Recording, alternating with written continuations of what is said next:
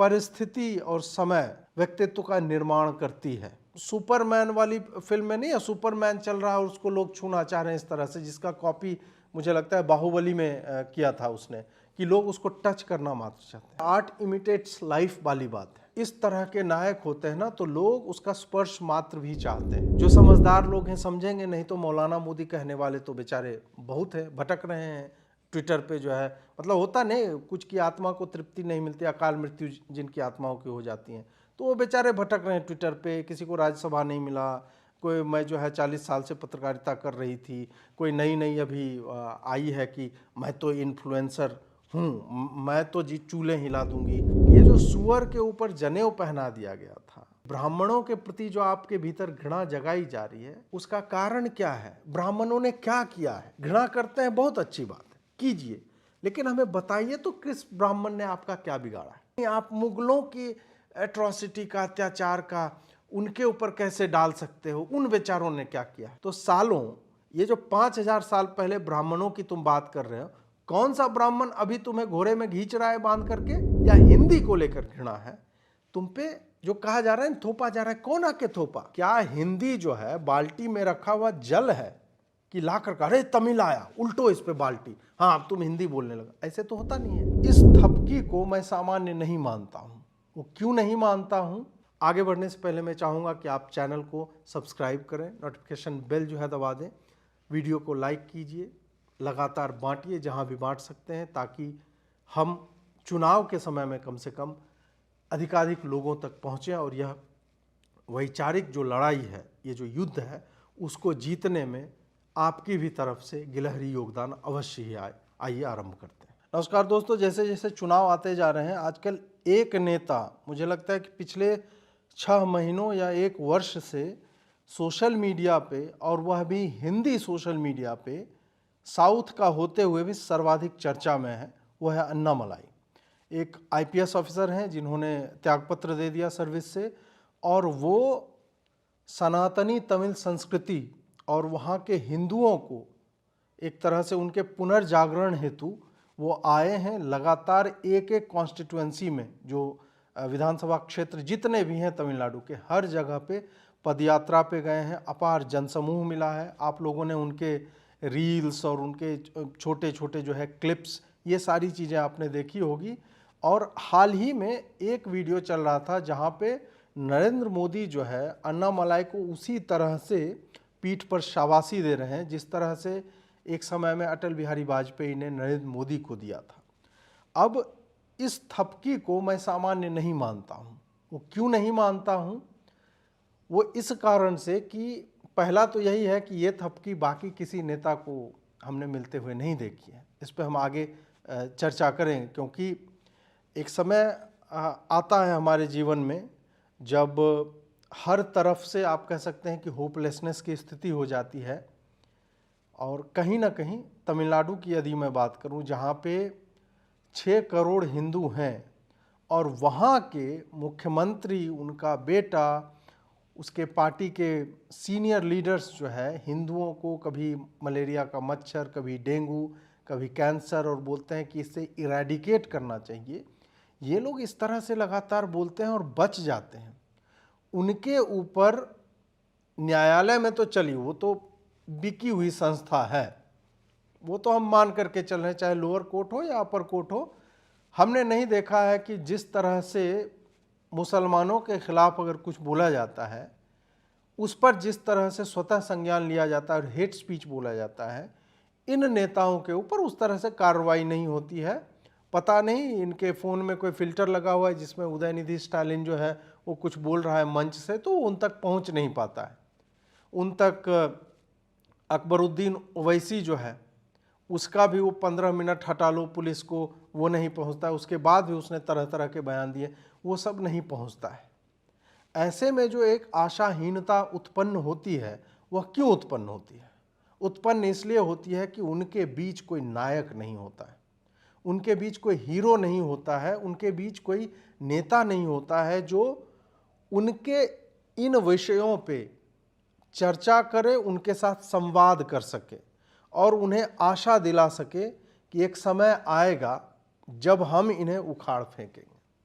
ऐसा नहीं है कि 6 करोड़ हिंदू जो है वो जानबूझ करके वो स्टालिन को चुनते हैं इतना होने के बाद भी, या फिर अभी तक जो AIADMK थी जयललिता को, उसके बाद पनीर सेल्वम या ऐसे ही कुछ नाम था उनको, तो मतलब 2 ही पार्टी हैं जिनको 70 के दशक से ये लोग चुनते आ रहे हैं, कांग्रेस को आउट ऑफ पावर कर दिया।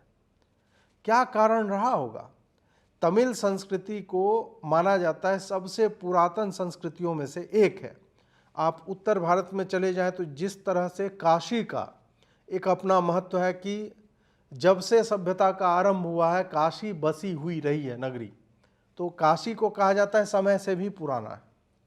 मतलब कहने के लिए कहते हैं कि it is older than time itself, वो है। और उसी तरह तमिल, चाहे उनकी संस्कृति हो, उनका साहित्य हो, तमिल हिंदू, बेसिकली हिंदू, वो भी सनातन ही रही है। वो भी ह्यूमन जीनोम का पहला सीक्वेंस तमिलनाडु के एक गांव में मिलता है, जो फर्स्ट ह्यूमन जीनोम जिसको बोला जाता है, वो भी वहाँ पे मिलता है। कैसे? मतलब विश्व में वस्तुतः मानवता का भी आरंभ बिंदु जो है वो तमिलनाडु मान लीजिए या फिर भारत भूमि आप मान लीजिए, और वो फिर जो ये जो थ्योरीज आती हैं कि ये गोंडवाना लैंड और सवाना लैंड ये सब अलग हुए, तो अफ्रीका से जो भारत का हिस्सा टूटता है तो अफ्रीका में भी वो आपको मिलेगा, तो वहाँ से भी है।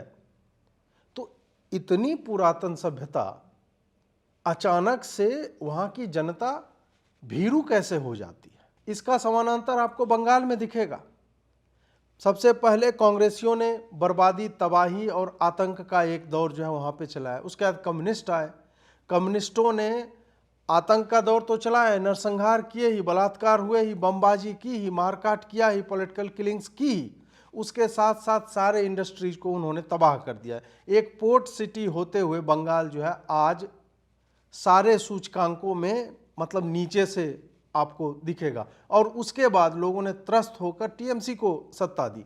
टीएमसी आप देखें कि प्रचंड बहुमत के बाद भी संदेश खाली अभी चल रहा है, इसलिए संदेश खाली का नाम ले रहा हूँ, लेकिन उसके इतर आप देखिए कि नकली नोट छापने की फैक्ट्री कहाँ पे है, बम बनाने का कुटीर उद्योग किस जगह पे चल रहा है, मालदा जैसे जगहों का नाम, पॉलिटिकल किलिंग्स जो है केवल भाजपा के कार्यकर्ताओं की बात करें तो 135 से 150 के बीच है, संस्थागत तरीके से रेप हो रहे, ये सब कुछ चल रहा है। इन दोनों जगहों पे नायक की कमी थी। तमिलनाडु ने अभी उस नायक को पाया है, और जब किसी एक क्षेत्र में इस तरह का विजनरी लीडर आता है, विजनरी मैं क्यों कह रहा हूं मैं आगे बताऊंगा, तब लोगों को लगता है कि नहीं, हम जिसकी प्रतीक्षा कर रहे थे हमें वो मिल गया है, और उसमें वो आस्था दिखाते हैं, और कहीं न कहीं किसी क्षेत्र विशेष का नायक भारत का भी नायक आगे चल के बनता है। तो जो लोग पूछते हैं ना कि भाई मोदी के बाद कौन, तो कुछ लोग कहते हैं योगी है, हिमांता है, उनके बाद कौन? देखिए, मैं पहले से भी लोगों को कहता रहा हूं, जब अन्नामलाई नहीं थे सीन में तब भी लोग पूछते थे कि भाई इनके बाद कौन, तो मैंने कहा कि परिस्थिति और समय व्यक्तित्व का निर्माण करती है। जब भी अंग्रेजी में है ना कहावत, necessity is the mother of invention, उसी तरह से नेसेसिटी हुई, यहाँ पे आवश्यकता पड़ी, और वहाँ पे फिर एक नायक की उत्पत्ति होती है, वही नायक है अन्नामलाई। हिंदू विरोध की राजनीति के गढ़ में, हिंदू विरोध से फिर वो हिंदी विरोध में बदल गया, उसके बाद फिर वो दक्षिण और उत्तर की राजनीति बनकर रह गया। वैसे जगह पे जहाँ पे पेरियार ने जो है बोला कि भाई मूर्तियाँ तोड़ दो, मंदिर ध्वस्त कर दो, सब कुछ बोलता था, ललकारता था, मंदिरों के आगे पेरियार की मूर्ति और उसका कोट लिखा हुआ है। पेरियार जो हिंदुओं को बोलता था देखते ही ब्राह्मणों को मार डालो। इस तरह के जो मतलब ब्राह्मण विरोधी भावना के गढ़ में, अगर आपको हिस्ट्री जाननी है तो हमारे भारद्वाज ब्रदर्स जो हैं, गर्वित और अनुज ने एक बढ़िया सा एपिसोड बनाया है, तो उसका लिंक मैं डाल दूंगा, तो वो भी आप जा करके देखिएगा अगर आपको हिस्ट्री जाननी है कि अन्नामलाई का अभ्युदय क्यों हो रहा है ऐसे में। वैसे जगह पे जाके जहाँ भगवान राम, माता सीता की नग्न चित्रों के ऊपर माला पहना करके परेड करवाया जाता था, तो क्या होता है, ऐसे में पूरी की पूरी जनता का मोराल जो है मतलब वो इतना नीचे चला जाता है, लोग एक तरह से विवश हो जाते हैं कि यार हमें इसी स्थिति में रहना है। जैसे बिहारियों को आप देख लीजिए, कोई नेतृत्व नहीं है ढंग का, इसीलिए हम 40 वर्षों से लालू, राबड़ी, नीतीश और भाजपा के भी आप लगा लीजिए, उसी में पड़े हुए हैं। क्यों पड़े हुए हैं? क्योंकि भाई कोई होप दिखती ही नहीं है, उन्हीं तीनों में से किसी को चुनना है। वही यहाँ पे भी हो रहा है। तो लगातार जो इस तरह का दो पार्टी जो डोमिनेंट हो जाती है और जिस पार्टी के पास विजन था वो पार्टी घुस तक नहीं पाती है, तब ऐसे में एक व्यक्ति को लगता है कि नहीं मुझे कुछ करना होगा, तब अन्नामलाई जो है आते हैं। अब अन्नामलाई सफल क्यों हो रहे हैं तमिलनाडु में? इतना जो मैंने आपको बैकग्राउंडर दिया उसमें से भी आप बहुत सारे बिंदु जो है उठा सकते हैं कि उसकी प्रतीक्षा में लोग थे। और सफलता का कारण यह है कि ही स्ट्राइक्स अ कॉर्ड, वो उनसे जुड़ाव महसूस करते हैं। वो आदमी पैदल चलता है, कोई गले मिलना चाहता है, छूना भर चाहता है। तो ये बिल्कुल वो सुपरमैन वाली फिल्म में नहीं है, सुपरमैन चल रहा है और उसको लोग छूना चाह रहे हैं इस तरह से, जिसका कॉपी मुझे लगता है बाहुबली में किया था उसने, कि लोग उसको टच करना मात्र चाहते हैं। तो ये वही है, आर्ट इमिटेट्स लाइफ वाली बात है कि इस तरह के नायक होते हैं ना तो लोग उसका स्पर्श मात्र भी चाहते हैं। क्यों चाहते हैं? क्योंकि वर्षों की एक तरह से आप कह लें दासत्व है ये, उससे मुक्ति दिलाने का कोई आपको दिख जाता है कि ये दिलाएगा। 2% वोट शेयर, उसके बाद वो बहुत बढ़ा तो 3.7 पे पहुंचा।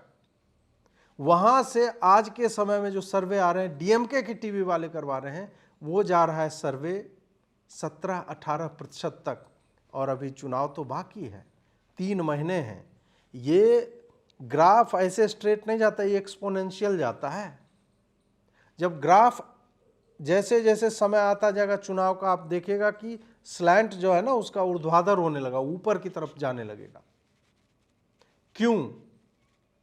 क्योंकि वही जो उनके अवचेतन में एक भय भरा हुआ था और नेता उनको मतलब होता है ना कि they have taken the people for granted कि ये जाएंगे कहाँ।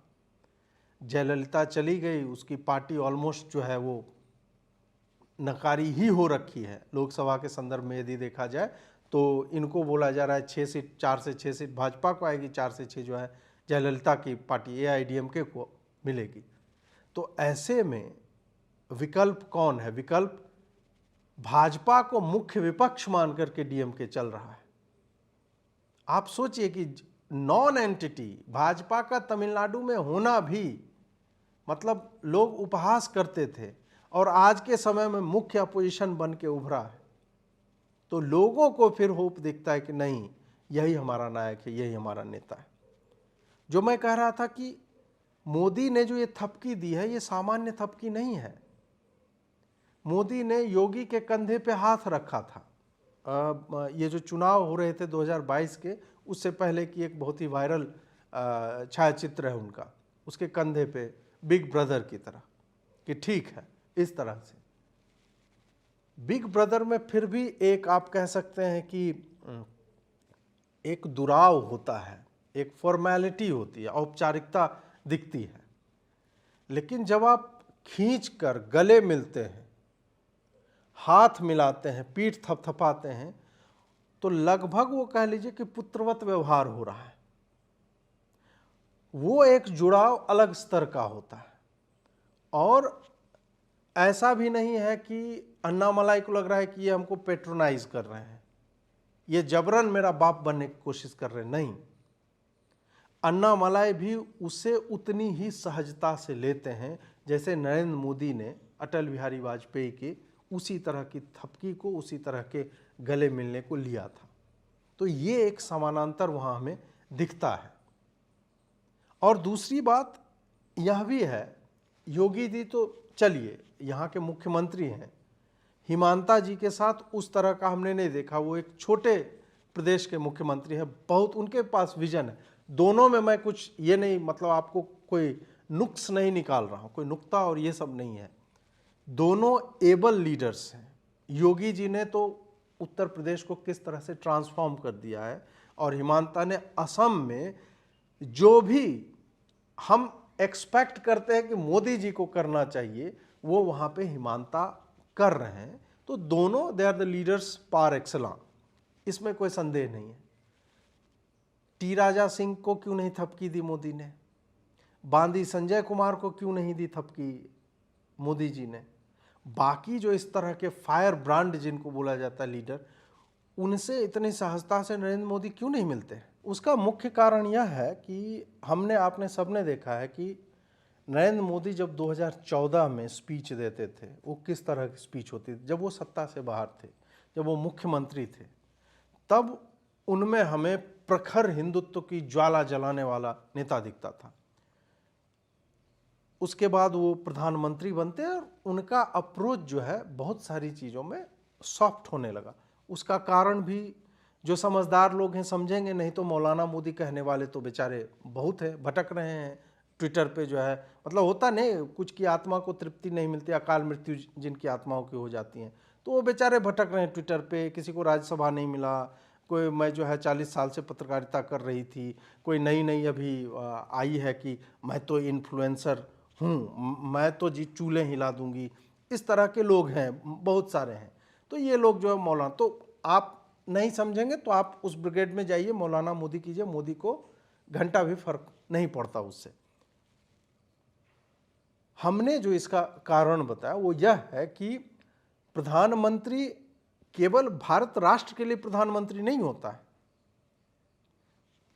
कारक चिन्ह पे आप ध्यान दीजिए, एक होता है भारत के लिए प्रधानमंत्री होना, एक होता है भारत का प्रधानमंत्री होना। तो के लिए तो आप भारत भूमि पे जहां तक हैं वहां तक ठीक है कि भारत के लिए प्रधानमंत्री पद आपको दिया गया है। इसी के लिए का जब का हो जाता है कि आप भारत का प्रधानमंत्री हैं और भारत के प्रधानमंत्री के रूप में नेतृत्व कर रहे हैं अपने राष्ट्र का वैश्विक फोरम पे, जहां पे आप उतनी बड़ी अर्थव्यवस्था नहीं है, आपका कद उतना ऊंचा नहीं है, क्योंकि पिछली सरकारों ने कुछ खास किया नहीं था विदेश नीति को लेकर के, तब आप उतने फ्री हैंड से नहीं चल सकते हैं जितना चीन या यूएसए चलता है। उस कारण से आपको मोदी जो है प्रखर हिंदुत्व की बात करते हुए नहीं दिखते हैं। और मैंने भी आलोचना की है, लेकिन आलोचना एक सीमा में की जाती है। मैं जो है मोदी का टोपी पहन के फोटो नहीं लगाता और दाढ़ी नहीं बना के और लाल रंग के करके मौलाना मोदी, ये मैं नहीं करता, क्योंकि मैं जानता हूँ और क्षणिक दुख और क्षोभ होता है, कई जगहों पे होता है। तो आप कह सकते हैं कि वो यार 100% कोई भी परफेक्ट नहीं होता है, 80% कामों से भी यदि मैं संतुष्ट हूँ तो वो मेरे लिए उत्तम है। तो खैर मूल बात यह थी कि अन्नामलाई के पीठ पे थपकी क्यों, वो सहजता क्यों दिखती है? टी राजा सिंह, बांदी संजय कुमार और बाकी लोगों पे, बुलडोजर बाबा पे क्यों नहीं दिखती है? वही बात, क्योंकि मोदी प्रधानमंत्री बनने के बाद एक सॉफ्ट टोन, जो बोला जाता है ना कांग्रेस सॉफ्ट हिंदुत्व कर रही, नहीं, कांग्रेस दिखावटी बनावटी हिंदुत्व की पॉलिटिक्स करती है। सॉफ्ट हिंदुत्व वस्तुतः नरेंद्र मोदी कर रहे हैं, जो हिंदुत्व को सॉफ्ट पावर की तरह दिखा रहे हैं हिंदुओं के लिए। वो सॉफ्ट पावर बाहर नहीं बेचना है। आप इस बात को समझिए कि सॉफ्ट पावर जो है वो उस तरह से फ्रंट ऑन एग्रेशन के साथ एग्जर्ट नहीं की जाती है। ये बस त्रिपुंड लगा दिया। प्राण प्रतिष्ठा है मंदिर की, तो 11 दिनों का जो है व्रत यम नियम जो भी है वो कर रहे हैं, और वो बाद में पता चल रही, इसे कहते हैं सॉफ्ट पावर। एक तरह से वो पुश करना धीरे धीरे करके। तो उस नैरेटिव में जहां पे नरेंद्र मोदी अपनी स्वीकार्यता पूरे भारतीय जनमानस में देखते हैं, और ही कैनॉट अफोर्ड कि वो टी राजा सिंह के ऊपर या बांदी संजय कुमार, उन सब की अपनी अपनी भूमिकाएं हैं, वो उनके विरोध में भी नहीं दिखते हैं। लेकिन हाँ, वो एकदम आगे से आकर उनसे गले भी नहीं मिलते। उसमें अन्नामलाई फिट होते हैं, क्योंकि अन्नामलाई सेंसिबल बातें करते हैं, अन्नामलाई ज्ञान की बात करते हैं। आप देख लीजिए, वीडियो घूम रहे हैं कि राहुल गांधी से पूछा गया एआई क्या है, तो उस आदमी ने क्या मतलब यार क्या बोला है, वीडियो देख लीजिए आप। AI sits on top of a network, right? I'll tell you a very interesting story to demonstrate the power of this thing. It's not directly related to AI. The United States attacks Iraq. Okay?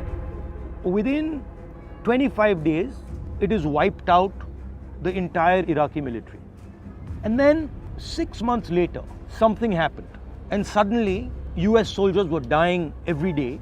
And within a 6-month period, the US army lost about 1,000 armored vehicles. When Saddam Hussein realized that America aa raha hai, he told all his Tikriti guys, bhaiya, tum log bhago. What did he do? He basically took 155mm shells. You know what they are? Artillery shells. And he distributed them to all these guys. And he said, gaon mein inko le jao.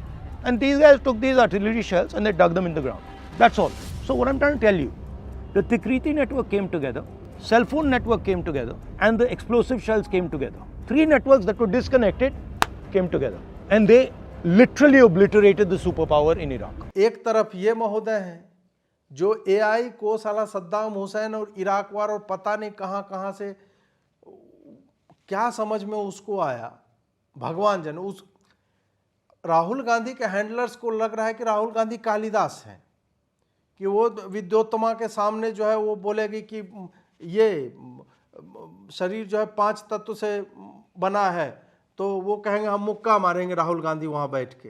तो राहुल गांधी के जो handlers हैं वहाँ पे जयराम रमेश और Satyanarayan Sam पित्रोदाव कहेंगे नहीं नहीं वो मुक्का नहीं मारा, बोल रहा पंचभूतों से मिल करके शरीर बना है। इस तरह से ईश्वर एक है तो वो बोलता है हम तुम्हारी दोनों आंख फोड़ देंगे, राहुल गांधी 2 कहता है, दोनों आंख फोड़ देंगे। तो फिर सैम पित्रोदाव और जयराम रमेश बताते कि नहीं नहीं आत्मा और परमात्मा 2 है। तो इस तरह से तो भाई राहुल गांधी कालिदास नहीं है, कालिदास पे माता काली का आशीर्वाद था। तो उसको उस तरह से वो नैरेटिव जो है वो पुश करने की चेष्टा करने से कुछ होगा नहीं। और वहीं अन्नामलाई का एआई पे आप सुनिए वो क्या कह रहे हैं। Before coming into the campus, I was sitting outside in a coffee shop. I was having coffee. There was a startup guy sitting there, busy with his laptop. He looked at me, I looked at him. Both had time. I said, who are you? He said, sir, I'm some startup guy. He asked me, who are you? I said, I'm doing politics here. Within 30 minutes, let us discuss. I said, which field you are? He said, I'm in the people hiring field. I said, it's going okay? He said, no, sir, AI has disrupted everything, sir. Now all resumes are fake, sir. People write all beautiful things, and we are taking so much time to realize what is right and what is wrong. All statement of purpose, very fancy ones they write. It looks so believable, very emotional. And it just happened to me. 30 minutes before, outside your campus, in the road across in a coffee shop. So 100% it is going to disrupt. Massive disruption is on. तो ये बताता है कि अगर या तो आपको नहीं पता है तो बोल दो भाई कि मुझे नहीं पता है, और पता है तो ढंग से बात करो ताकि लोगों को भी लगे कि उन्हें वास्तव में ये सारी बातें हैं। आप बात अन्नामलाई किन चीज़ों पे कर रहे हैं? वो कहीं पे नहीं कर रहे हैं कि उसको काट दो, मैंने एक बेटा पैदा कर दिया है, वो तुम्हें दिखा देगा, मुझे मार। नहीं, ये बात अन्नामलाई एक भी जगह नहीं करता है। अन्नामलाई तमिलनाडु के हिंदुओं से पूछता है कि ये जो सुअर के ऊपर जनेऊ पहना दिया गया था, ये ब्राह्मणों के प्रति जो आपके भीतर घृणा जगाई जा रही है, उसका कारण क्या है? ब्राह्मणों ने क्या किया है? घृणा करते हैं, बहुत अच्छी बात है, कीजिए, लेकिन हमें बताइए तो किस ब्राह्मण ने आपका क्या बिगाड़ा है? ये प्रश्न आप आज के समय में किसी भी अम्बेडकराइट से, नियो बुद्धिस्ट से, वामपंथी से पूछ देंगे, वो जवाब नहीं दे पाता है। क्यों जवाब नहीं दे पाता है? क्योंकि उसकी लॉबी के वो तर्क कि 5000 सालों से हमें जो है घोड़ों में बांध करके घींचा है ब्राह्मणों ने, it has fallen flat on its face. ये नैरेटिव अब नहीं चलता है किसी भी ग्रंथ में, किसी भी किताब में। इस तरह की प्रताड़नाओं का कोई जिक्र नहीं है। 5000 साल पहले की मैं बात बोल रहा हूं। मैं इनकार नहीं कर रहा हूं कि कास्टिज्म नहीं है, जातिवाद नहीं है, और जो है उनके साथ मतलब अन्याय नहीं हुआ, बहुत हुआ है, लेकिन वो 500 साल पहले का है, 5000 साल पहले का नहीं है। और वो सब लाने वाले लोग वही हैं जिन्होंने हिंदुओं को कास्टिस्ट सोसाइटी बोला, अंग्रेज और मुगल। ये लोग भेदभाव लेकर के आए। ये पर्दा, बुर्का, कास्ट शब्द ही यहाँ का नहीं है, खैर उसमें मैं नहीं जाऊँगा, लंबा हो जाएगा वीडियो। तो वो वहाँ से ये सारी चीज़ें लेके आए और एकेडेमिया में ये प्रश्न घुसा दिया गया, नहीं बहुत कास्टिज्म हो रहा है, घोड़े में बांध के खींच दिया गया था इसलिए विद्रोह कर देना है। मतलब मुगलों ने हिंदुओं को काटा, नरसंहार करवाए, गांव के गांव, शहर के शहर जलाए, मूर्तियों को तोड़ा, मंदिरों को ध्वस्त कर दिया। आज हम उनको जो बाप मानते हैं, भले अस्तबल में घोड़े की लीद उठा रहे होंगे और तलवार देख के तुरंत बोला कि नहीं तलवार से गर्दन मत काट दो, कुछ और काट दो, ये कह के जो है मतलब कन्वर्ट हो गए। वो आज भी कहते हैं उनको डिफेंड करने वाले कि नहीं आप मुगलों की एट्रॉसिटी का, अत्याचार का उनके ऊपर कैसे डाल सकते हो, उन बेचारों ने क्या किया है। तो सालों ये जो 5000 साल पहले ब्राह्मणों की तुम बात कर रहे हो, कौन सा ब्राह्मण अभी तुम्हें घोड़े में खींच रहा है बांध करके? किसने खींचा है? अन्नामलाई का यही है, उसके भाषण का और एंटी हिंदू जो नैरेटिव है उसमें उनका प्रश्न यही रहता है लोगों से कि भाई बताओ, ये जो ब्राह्मण घृणा है, हिंदू घृणा है या हिंदी को लेकर घृणा है, तुम पे जो कहा जा रहा है थोपा जा रहा है, कौन आके थोपा? क्या हिंदी जो है बाल्टी में रखा हुआ जल है कि ला कर अरे तमिल आया उल्टो इस पे बाल्टी, हाँ अब तुम हिंदी बोलने लगा? ऐसे तो होता नहीं है। और डीएमके के नेताओं द्वारा संचालित स्कूलों में हिंदी पढ़ाई जाती है, क्यों? क्योंकि उन्हें भी पता है हिंदी पढ़ेंगे तो उनके लिए नौकरी के अवसर अधिक हो जाते हैं। आप हिंदी पढ़ करके अन्यत्र जगहों पे तमिल पढ़ोगे तो केवल तमिलनाडु में आपको जॉब मिलेगा, या तमिल साहित्य से आप आईएएस आईपीएस ये सब कर सकते हो, लेकिन उसके बाद के सारी चीज़ें बंद हो जाती हैं। आप कहीं नॉर्थ इंडियन जगह पे जाकर के, नॉर्थ इंडियन छोड़िए, तमिलनाडु वाले क्या कर्नाटक में जाके शिक्षा दे पाएंगे? अगर उनके पास अंग्रेजी उनको नहीं आती, हिंदी नहीं आती, तो क्या वो बेंगलोर में जो एक साइजेबल पॉपुलेशन है जो चाहते हैं कि हिंदी सीखे, दे पाएंगे? नहीं। तो जितनी अधिक भाषा आप सीखेंगे उतना आपका विकास होगा, और धमका तो कोई भी नहीं रहा है। ये सारे प्रश्न जब पूछे जाते हैं, अभी तक आपको केवल उत्तर दिए जाते थे कि नहीं तुम पे थोपा जा रहा है, तुम अब घृणा करो, आपको निर्देश दिए जाते थे। अब पूछा जा रहा है कि किसने बोला तुमको, किसने बोला कि भाई मतलब तुम हिंदी पढ़ो नहीं तो गर्दन उतार देंगे? नहीं बोला ना किसी ने। इस कारण से अन्नामलाई का एक्सेप्टेंस जो है, उसकी स्वीकार्यता जो है दिनों दिन बढ़ते जाती है। और ये भीड़ जो इसके सामने देखते हैं ना अन्नामलाई के, जो भारत माता की जय बोलती है, और भारत माता की जय अन्नामलाई स्वयं भी बोलते हैं, ये भाड़े की भीड़ नहीं है। ये वो जनसमूह है जिसे उस नेता की दूरदर्शिता दिखती है, उसके विजन को, उसकी दृष्टि को ये लोग सल्यूट करते हैं। क्यों? क्योंकि लंबे समय से ये इस तरह के एक नेता की प्रतीक्षा में थे, और वो नेता आता भी था। तो वोट मांगते वक्त तो था ठीक है, लेकिन ज्यों ही सत्ता में पहुंचा उसका नैरेटिव वही कि किस तरह से हिंदू मंदिरों को लूट करके उसका पैसा जो है किसी और को दे दो। ये पूरे आप देख लीजिए, हर जगह पे यही हो रहा है। मिशनरी स्कूल्स चलाना और उस पर अधिक फोकस करना, हिंदुओं को हीन भावना में भेजना कि नहीं भाई, गिल्ट ट्रिप पे भेजना, अपराध बोध में कि तुम तो किसी लायक ही नहीं हो, तुम तो मूर्ति पूजते हो, ये सारी चीज़ें। तो वो रिसर्जेंस, वो भाव जो जगाता है वो अन्नामलाई है।